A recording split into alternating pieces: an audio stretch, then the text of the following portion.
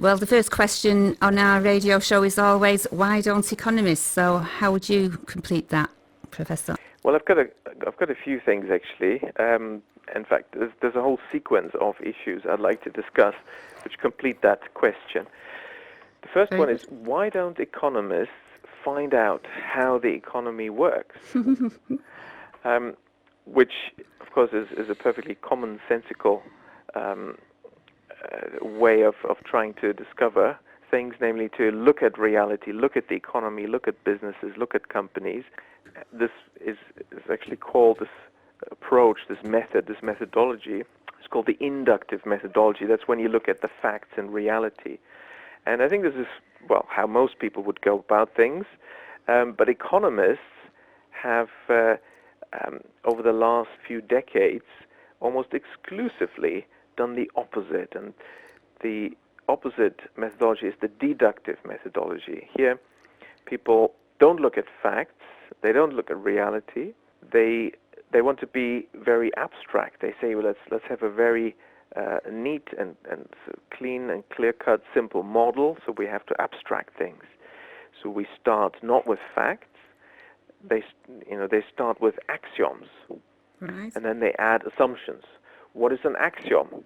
Well, the way they're doing it is, what an axiom is it is something that we know to be true so much that we never have to check whether it's true. And actually, if you checked, you'd find out it's not true. Namely, the fundamental axiom is that people are very selfish. They want to maximize their own satisfaction and do not at all in the least care about other people. That is the axiom on which modern economics is based. Which is a fairly sociopathic, Absolutely. psychopathic way of looking at things. Absolutely. If you showed this to the description of this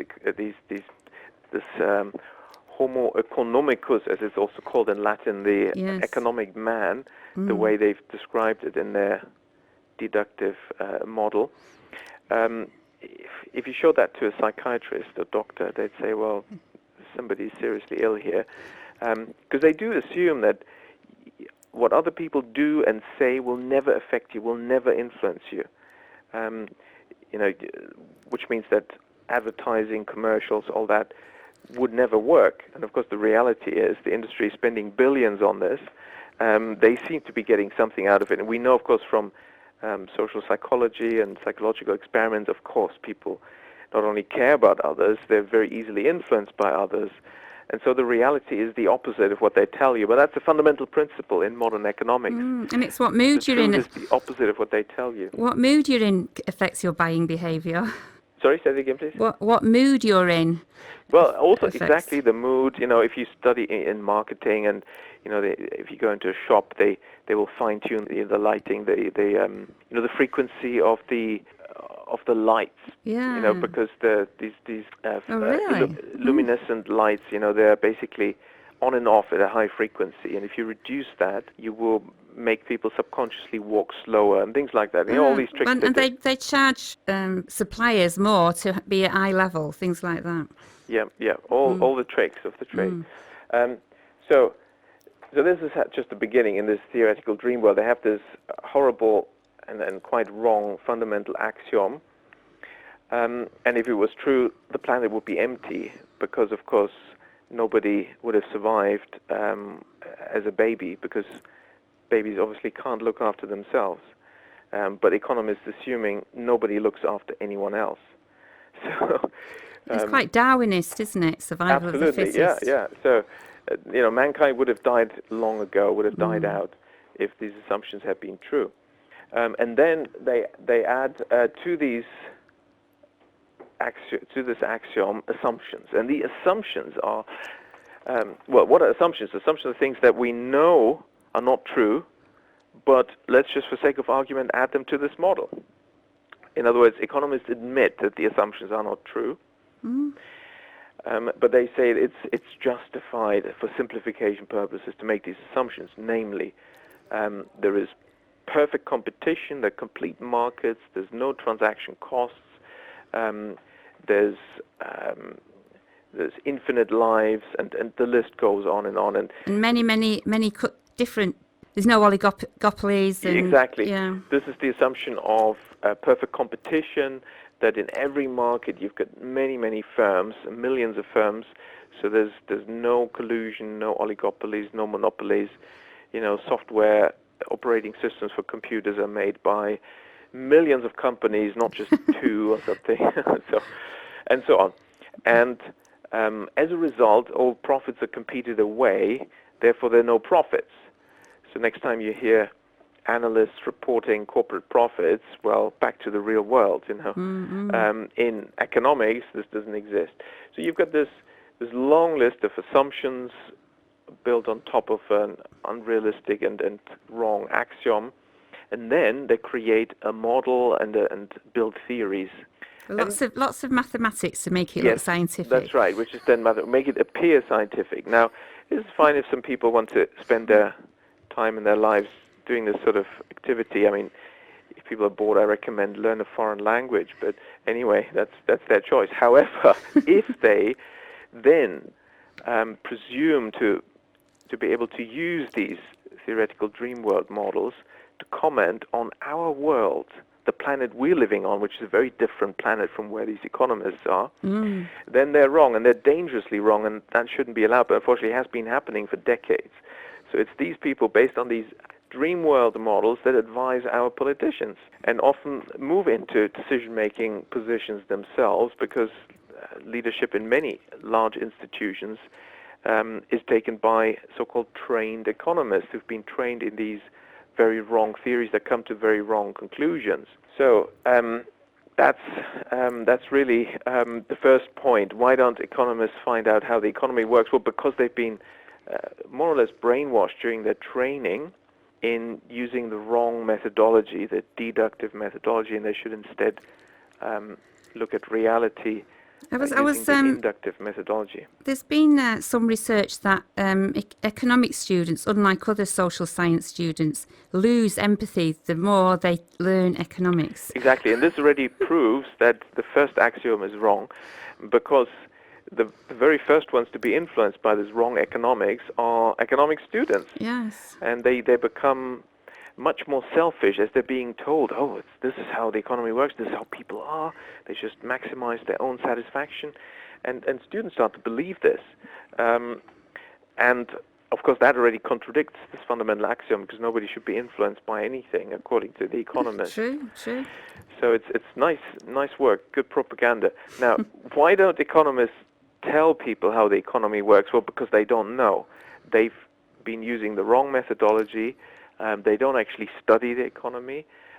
They just study their own theories, which come to predetermined conclusions. In fact, the whole model is created working backwards. What do we want to prove? Usually things like big business should be able to do whatever they want, and the big banks should be able to do whatever they want, so there shouldn't be obstacles, there shouldn't be government regulations restricting them. Because the invisible hand of the market will Exactly. take care of everything. That's right, so we need deregulation, liberalization, privatization. Okay, how do we prove that this is what we need? You work backwards.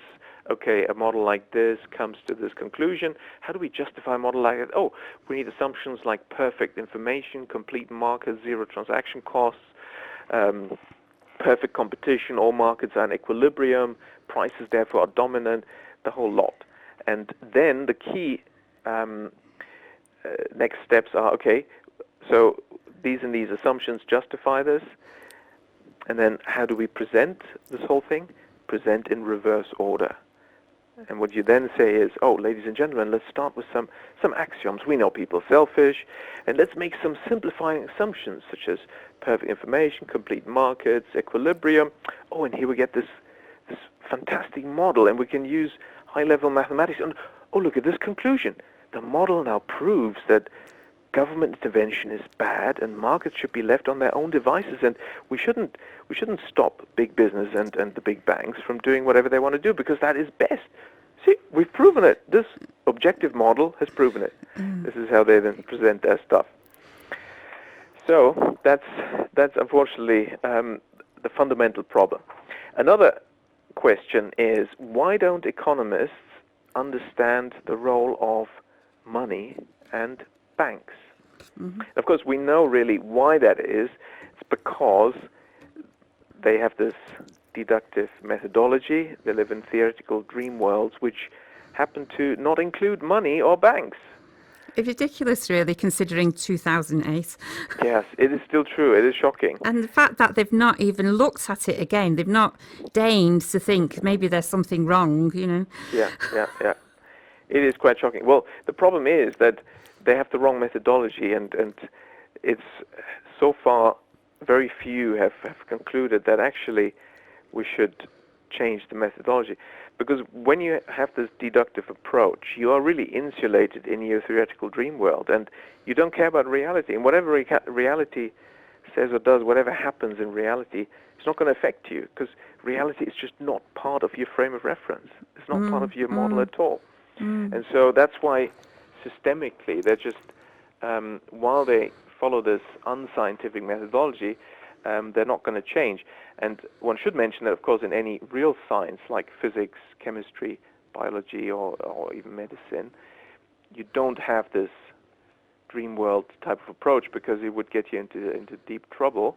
So the natural sciences all use the inductive methodology, and that's what we need. We need the same approach, inductive scientific approach, which So is that's it, empirically based in economics. And looking at the real world and working out how the real world actually works. Exactly, that has to be the starting point. I mean, that's how I've been doing economics for the last 25 years or so, and you come to very different conclusions. I For know, instance, very interesting conclusions you've come to.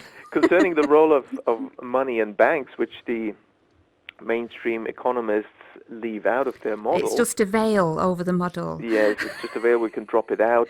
I love this phrase. This is from the most widely used macroeconomics textbook for MSc master level economics students in the UK. It's an American book by Roma, and it says something like at the very beginning, in these models in here, economic growth models, of course we don't include money, let alone banks. It doesn't even mention, but it's assumed that if you don't have money, you don't have banks either, of course. Why? Well, this would just unnecessarily confuse the analysis. Yeah. They don't include debts neither, do they? No, we don't want to obscure the analysis with reality. So, but he actually says that. Yeah. We don't want to obscure the analysis by reality. Well, no, they don't say the reality bit, but they just say we don't want to obscure the analysis by including such things as money and banks. They do say that, and it's quite obvious to any person, ordinary person in the streets, if you ask them, what do you think about when I tell you when I say the word economy, many people say money or banks, and it's the economists that will talk about anything but money and banks. So what is the role of banks? What should economists tell the public about the role of money and banks? Well, some fundamental facts. In fact, I did a survey. Since I work empirically, inductively, did a survey of over 1,000 people, and we asked the question together with students, who do you think creates and allocates the majority of the money supply? And they got a choice, multiple choice type, make it easier. Now, over 80%, around 84%, responded by saying, well, we think the government or the central bank create the money supply, which is a very reasonable answer, but it's also wrong. The government creates no money, unfortunately, and the central bank creates only 3% of the money supply. Yeah, the cash. That's right, notes, and the notes, coins, the bank notes, basically. And so who creates the majority of the money supply and decides who gets it? The digital money. And that is the banks, the commercial banks. They are not lenders. They don't lend money.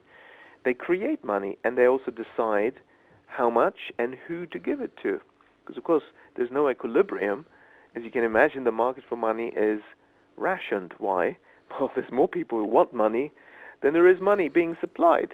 Therefore, the suppliers are in the driver's seat, the banks, and they decide how much money to create and who to give it to for what purpose. And the really shocking thing is this. Nobody in the last 4 decades has ever, no regulator, no government, nobody who had the authority has told the banks, oh, by the way, since you are the creators and allocators of the money supply, please ensure that you're doing this wisely. Obviously, that's a bit vague. I mean, they could, of course, have more concrete rules about this. Don't create and allocate money for destructive purposes, for bad things. Do it for good things that help the economy, that help society. No, none of that has ever been I'm going to pull you up there. I'm going to pull you up there, Professor, a minute, Sure. because, I mean, you worked for a long time in Japan, and didn't Japan tell the central bank with window guidance where to lend money, what industries to lend money to?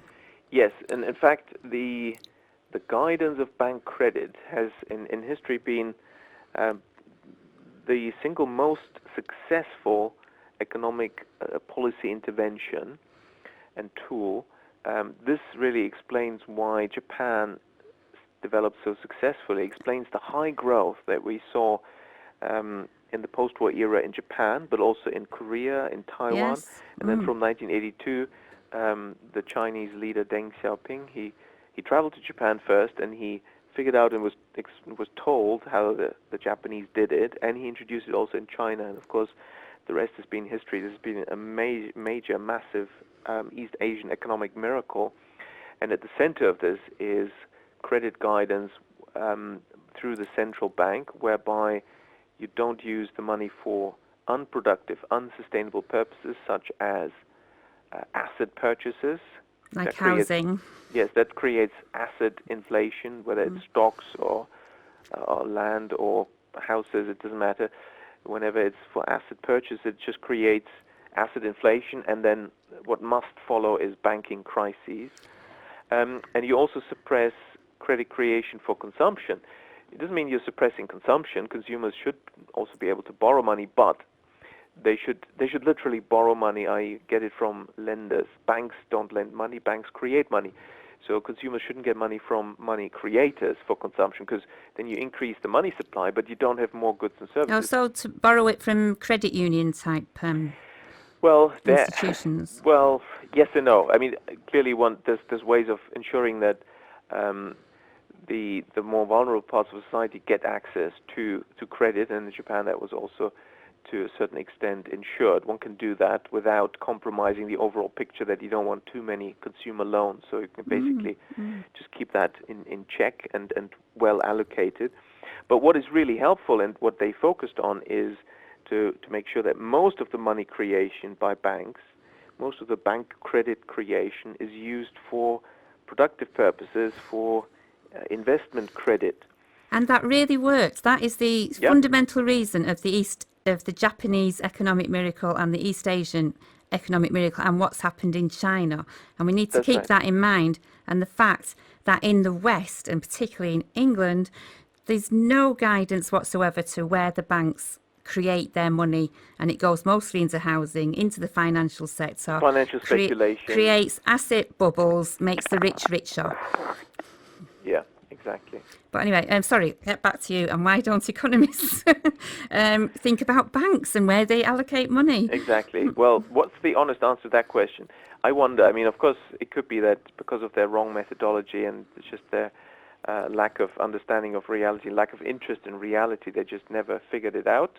But it also could be that we know a lot of economists working at central banks and large banks, they're being paid to produce wrong theories, which do not include banks for a reason, because the big banks and also central banks don't want people to understand this.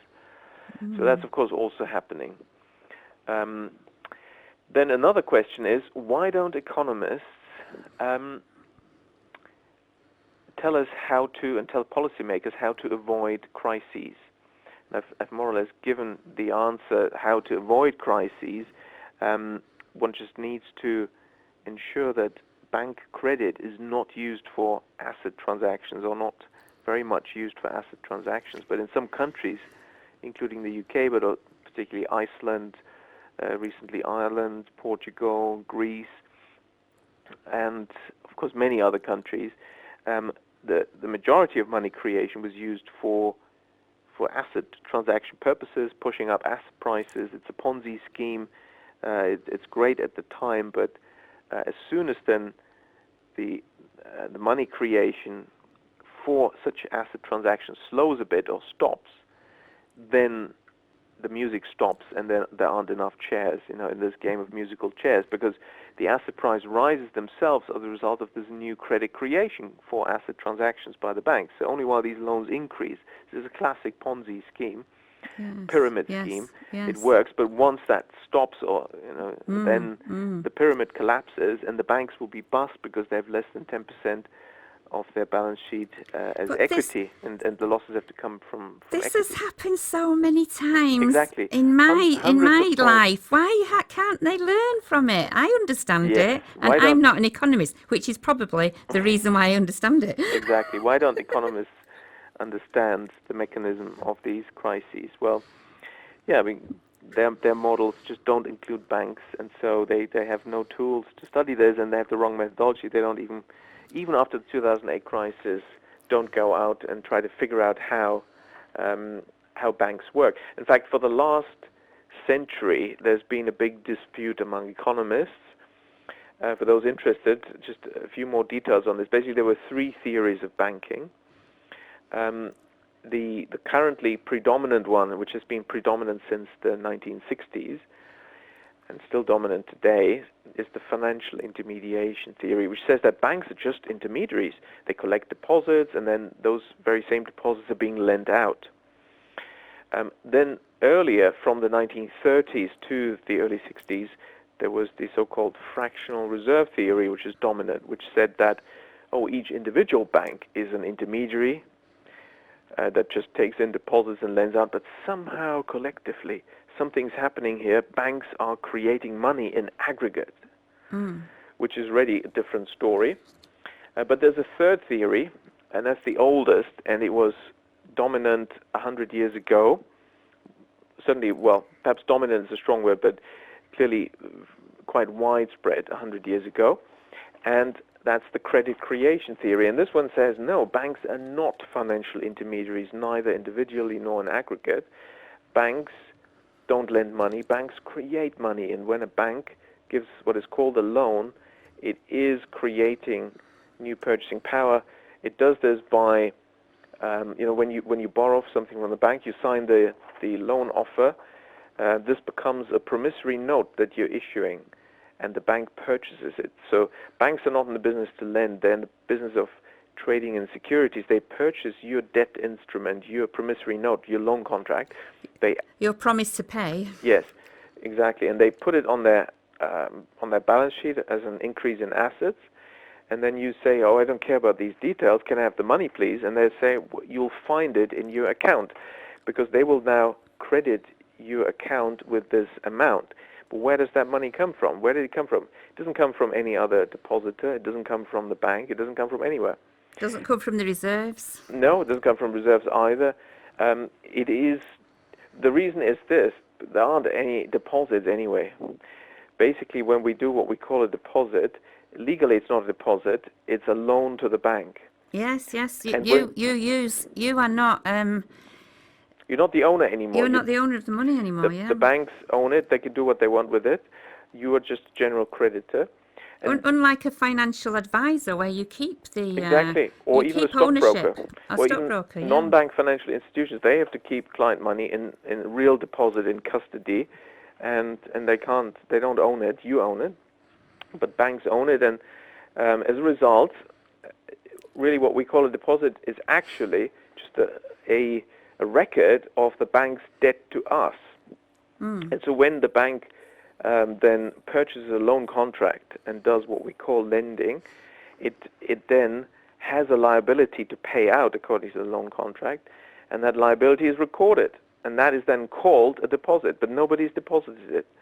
So this is a fictitious deposit, and this is how the money supply is created by banks. And the Bank of England said all this, that the banks create deposits, didn't they, in their report 2014? In March 2014, they were trying to beat my empirical test on this. Oh, really? They got wind of the fact that I had done the first empirical test in the history of 5,000-year history of banking to test all these three theories.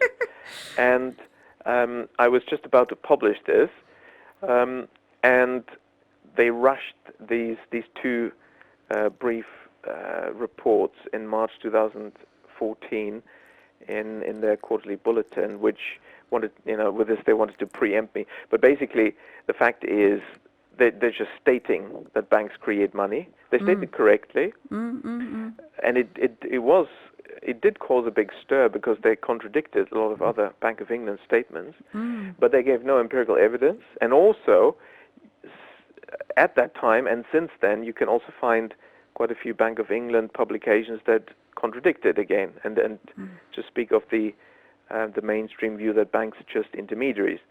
So what's important is empirical evidence, and so you can have a look. This is available online, actually. If you type into Google, "Can banks individually create money out of nothing?" you get the article. It's for public open use. There's a second article. How do banks create money individually, and why can firms not do the same? And you can also have a look at that one, which gives the precise reasons why companies can't do the same financial trick as banks. It has to do with regulation. They're given an exemption from particular rules that everyone else has to stick to, and they're using that exemption in this creative way to create money. Well, another way of looking at it, I think, is that bank credit is accepted as money by society, by the government, to pay taxes, for example. Exactly. The tax authority's decision is very important because this lends weight and authority to to people using bank credit. One could because bank credit is just private company credit. So another company, just an ordinary company, can also give credit, but you can't pay taxes with that credit. Yes. In fact, you can't even pay taxes in cash. I understand that HMRC is going to not allow you to pay your tax liability in cash, which is legal tender, which is a bit strange. Yes. I know in other countries people have tried this, and it's been refused in Europe, in the Eurozone. But you can't be sued for not paying something if you've offered to pay in legal tender, surely. Well, somebody needs to try this. I'm sure this has been tried in the UK, but I know that in other Eurozone countries, such as Germany, the authorities have refused this point blank. And I know that the first preference is, that they put this in their documentation, HMRC, they want it in bank credit, they want a bank transfer, or you can do a credit card transfer, which is ultimately all bank credit. Yes, You would have thought you should be able to pay cash. One should try, actually. Yeah, that'd be interesting. But then all this talk about the regulation of banks, bank reserves, bank capital, all that kind of thing, this is all to do with the idea of banks being intermediaries, and that they lend out their reserves, or they lend out their, that it's a function of their capital, as in fractional reserve banking. Exactly, so, which is why it doesn't work. It doesn't work. That's why it doesn't work. That explains why Basel I didn't work. We had financial crises, then they introduced Basel II. That didn't work. We had the 2008 crisis. Then they say, let's try Basel III, which is all very similar, just slight variations in some of the formula, the amount of capital required. But this is all capital-based bank regulation, and it clearly doesn't work. The main reason is banks create money, and they also create the money that becomes bank capital. So how could capital restrictions ever prevent a banking crisis? They can't, because in a boom time, they will create so much extra money that some of it can also be used to increase your capital if the authorities require you to have more capital. Well, yes, what you say about Barclays in 2008, that they just lent money. So was it Qatar We know for sure from official records that Credit Suisse did this, and it looks like Barclays did the same thing, namely invent its own capital from nothing by creating it through lending. We know that's money creation. So lend it to somebody who then used it to purchase shares in the bank and then And that then increases reserves. And then suddenly the bank had, 7 billion more pounds in capital. Yes. Which was needed to meet their capital requirement. But actually it was money that was created through lending out of nothing. And of course that's illegal in the UK to lend to That's right. to buy your own shares. That's right, yeah. And that's Companies Act, isn't it? Exactly. So this negative interest rate thing is just ridiculous then. Beyond Yes, ridiculous. It is. Because interest rates follow growth, they don't lead, and they can't be used as a policy tool. Central banks lower rates when the economy has slowed down because rates follow economic growth. Central banks raise interest rates when the economy is recovered because rates follow growth. Now, why does the economy slow down? It's nothing to do with rates. It's the quantity of credit for GDP transactions. I explain this in my quantity theory of credit. There's actually online a very brief summary. If you type into Google RES for Royal Economic Society, and then QE, and then QTC, Quantity Theory of Credit. I think with these three abbreviations in the search, you get this article by me. It's again, why don't they understand? I saw your graphs that the economy goes up and then interest rates follow them going up, and when the economy goes down, it's the economy goes down first and then interest rates go down. It's not the other way round. They've got the causation the wrong way round. That's right, but it suits them, and it distracts everyone's attention. We're looking at interest rates while the economy is being manipulated by the quantity of credit, and they don't want us to look there, so they need a distraction. Now, negative interest rates is a particularly bad idea because, of course, lowering rates in this way is not going to help the economy at all. Anyway. Exactly. And, in fact, it will have a clearly sizable negative impact because what are they going to charge this negative interest rate on? I mean, if they'd say, okay, now your mortgage, you don't have to pay interest. The bank will pay you. That would be a negative interest. That would be a nice idea. Yeah. Unfortunately, that's not what they mean when they talk about negative interest rates. Surprise, surprise. It is a fee that is charged by the central bank on banks, particularly specifically on banks' reserves held at the central bank. Now, just like with deposits, the expression reserves is a bit misleading because it looks like this comes from the old days when there was gold in the system and the banks would deposit some gold at the central bank and there would be a reserve. But nowadays, what are these reserves? Did the banks put them up? No. It's when the central bank buys stuff from the banks and then it owes the banks money, and because the bank's liability to somebody else is called a deposit, they call it a deposit by the banks, but actually it's created out of nothing by the central bank. It's just a credit that the central bank created. And of course it doesn't do the economy any good, but if you now charge interest on this, then you were just charging a fee on the banks, which may be fine, but when you want the banks to increase lending, what's going to happen? Well, the banks will say, oh, now we have higher costs, we have to pay this extra fee, because, of course, they can't reduce their reserves either in aggregate. It's a central bank's decision. You can't blame the banks for having so many reserves now. This is the result of the so-called QE policy by the Bank of England. And now the Bank of England is charging money for that, so the banks will say, where do we get that money from? Oh, we'll get it from our customers. Where else? It's not going to come from their bonuses, is it? So the small firms and the borrowers will have to pay a higher interest. So the so-called negative interest rate policy will lead to higher interest rates charged on the economy, on consumers, on firms. No matter what way you're looking at it, it makes no sense at all, this negative interest rates thing. But they're saying, it's to stop the banks hoarding money and making them lend it out. And you're going, they're not hoarding money. That's right. They can't, even if they wanted to lend out reserves, they can never lend out reserves because it's not like gold. This is so fundamentally ignoring the reality of the system. It's like the system never changed from when it was the gold standard. Exactly. So it's pure propaganda. And yeah, the reality is just more or less the opposite of what they tell you. If they say, oh, negative rates, we're lowering rates, it's going to stimulate the economy, well, it's the opposite, as on most counts. I think that they're coming to the end of how they can justify their thinking with this negative interest rates thing, because it's getting from the sublime to the ridiculous. Exactly, absolutely.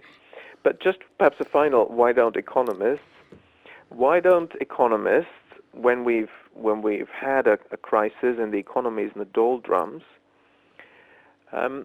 create a recovery without any extra cost to the taxpayer?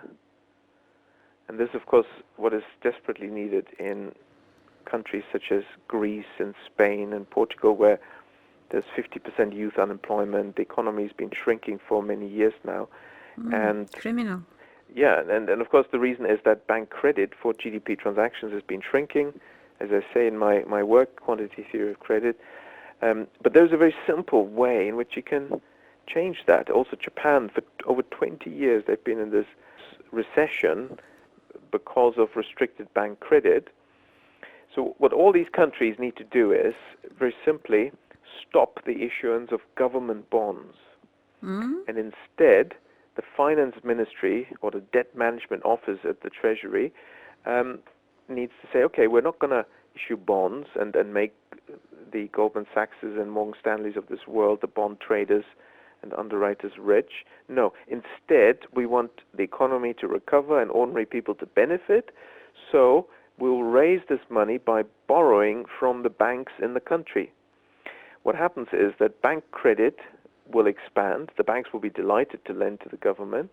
Then suddenly you get bank credit growth rising, while in Spain, in Portugal, in Greece, it's been shrinking for several years. So let me see. So bonds are like promises to pay. It's a loan. It's a government debt. Yeah, government debt. Debt paper. It's a government promise to pay that the government issues, and then and it is sold to the market. And when non-banks buy this, which is the majority, whether it's pension funds or other investors, then actually you're draining money from the economy. But you also have shrinking bank credit, so the money supply is anyway shrinking. And then the government is trying to support its fiscal policy by issuing bonds, and therefore is draining money from the economy. So of course, the economy stays in recession, the fiscal policy doesn't work.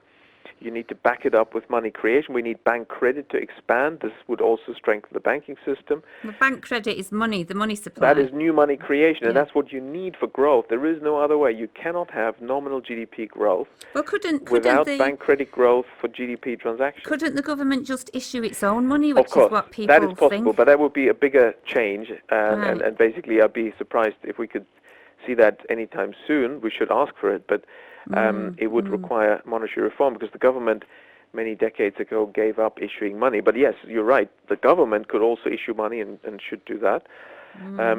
But there'll be a lot of resistance to that. However, my proposal, which I call enhanced debt management, is a very narrow, sort of a very technical, small little thing that a technocrat in the debt management office can do without even probably asking his boss, because his fiduciary duty is to raise money for the public, in the name of the public, in a way that benefits the public. Going to the bond markets has been a disaster for everyone. Yes. And the bond markets have been holding these countries to ransom, and the interest rates have been very high in the bond markets, whereas bank credit rates, even in Spain and Greece and Portugal, they've stayed very low, between 3 and 4%, even at the peak of the crisis, when the bond yields in Greece were 20, 30, 40, 50%. Bank credit interest was 4%. So why didn't the government borrow from banks and therefore increase bank credit? Then you get more money in the economy used for GDP transactions, for government transactions. Therefore, companies find they have bigger turnover. They get more positive. They hire more people. You get more tax revenues, because that comes off the GDP. But that's just going to increase the profits of all the interest will be going to the private banks then, though. Well, you are also helping the banks. That's right. But, this is the time to help them when they're in trouble and they're not lending. And this would be the best way to help them, because you link it to performing. Better than bailing them out with tax money, and then they don't even have to lend to SMEs. That is crazy. This way, you are increasing credit creation, the money supply circulating in the economy, you're boosting economic growth, and naturally the banks therefore can expand. I mean, their business is to create money through lending, but they've been shrinking that in many countries. In the UK also, bank credit growth remains very weak. So this policy of enhanced debt management would work very well, can be done very easily, and would solve the problem. So why don't economists do that? Well, and then recommend that. They don't understand money and bank credit creation, it seems, and also they have many vested interests. The big securities houses and bond underwriters, Goldman Sachs and so on, they're earning a fortune on always underwriting government bonds. They want governments to use the most expensive way of doing this, and that's through the bond markets. Wow, yeah. But so is that the last of the Why Don't Economists? Yes, that was the last. But the other thing is, you're very into local banks, because local banks know their local market, and they can issue credit to the local economy, the local businesses, and that, as you say, money that actually increases GDP, increases prosperity, and not money that just goes to increasing asset prices. So, exactly. You were speaking at the conference in Manchester recently about this, and it's something that the Northern Devolutionary Authority should be thinking about how to create money locally, not to be always asking London for money, create money to increase local prosperity. And of course, this is how it's done in Germany. That's right. And the reason why Germany has been so successful, we've talked about why Japan has been so successful, and it's the banking system. And the reason Germany is so successful is that it has a range of public banks. It has a diversity of banking. We have just 4 or 5 massive international banks. They have 40% public banks, 20% cooperatives and mutuals and things, and then only 40% private banks. And then the public banks are national, regional and local as well, so complete diversity. And the small banks didn't suffer in the crash because they were lending into the real economy, not into these financial derivatives. Speculation which went out, exactly. So this is really how you can also prevent banking crises, and you can ensure stable and equitable economic growth. You need to have a different banking system. In the UK, it's highly concentrated. Diversified, yeah. 5 banks dominate banking, over 90% of deposits. And of course, they're so large. Large banks only want to lend to large companies. They're just not interested in lending to SMEs. I remember you saying they don't want, 10,000 here, 20,000 there. They want to just lend. They never do that. No. $1 million to some financial. Exactly. So the large banks will lend to large firms. So how do you get small firms to receive funding? You need small banks, and this is what Germany has. There's 1,500 community banks, the savings banks, Sparkasse, and also the cooperative banks, Volksbank and People's Banks. And so these community banks, they account for 70% of banking in Germany. 70%? That's right, and they are not for profit. They take deposits locally and they lend and create money locally, and then you have very strong local economies. And it helps to have just a much more equal distribution of the whole wealth, of everything, of jobs and opportunities across the country, if you have many local banks. And it's the small and medium businesses, and that's up to 250 employees. So that goes to quite a large business, actually. And, well, it's up to, so you could have 5 staff or 10 staff. But they produce, for every pound invested, they provide more employment and more innovation and more tax take, because they can't avoid paying their taxes. Exactly. So that's where the money should be going. It makes much more sense from any perspective. So there will be more taxes coming in. Also, the banks will contribute. In Germany, the local banks pay a lot of taxes, whereas the very large ones, like in the UK, they have these offshore structures, to try to avoid paying anything. And most of all, they lend locally. And I think most people would prefer it if they knew that their savings are being used to support lending in the local area and not in financial speculation, in London or overseas. but actually help businesses. And as you say, if you give £100,000 to a multinational corporation, and then you also give £100,000 to a small firm, which one is going to employ more people as a result of these 100,000? The multinational corporation is probably not going to employ a single extra person, but a small firm getting 100,000 as a loan, they can grow. They will hire probably more than one staff, and therefore you have a big impact on employment as well. And then you just get a much healthier economy and also a stable one, because the small firms, they tend to use the funding not for speculation, and banks lend therefore automatically more for productive purposes.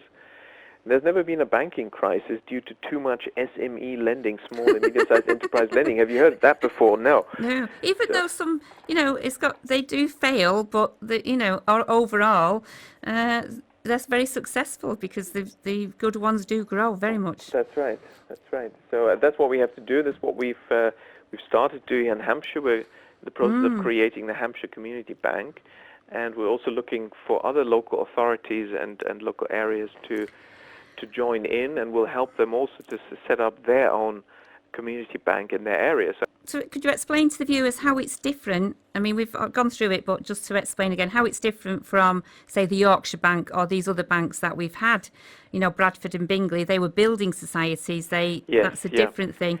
So people are used to having their own banks here, but it's not what we're talking about. It's not quite the same. That's right. I mean, mutuals and building societies, of course, they were a good idea.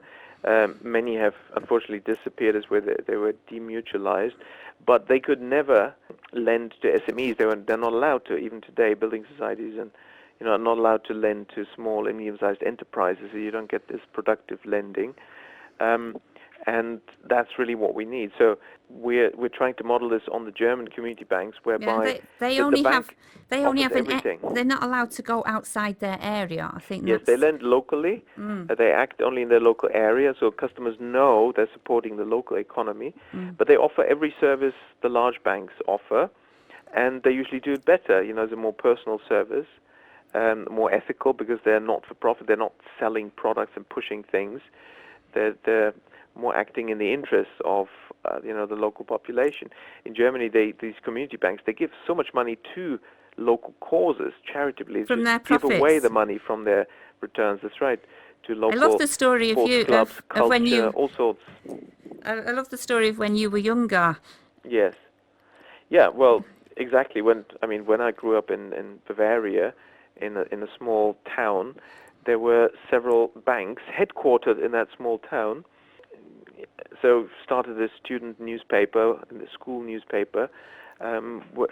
Need 100 D-marks in those days. Where do you get the money from? Go to the bank, not to get a loan. No, just tell them, and they'll give you the money as a donation.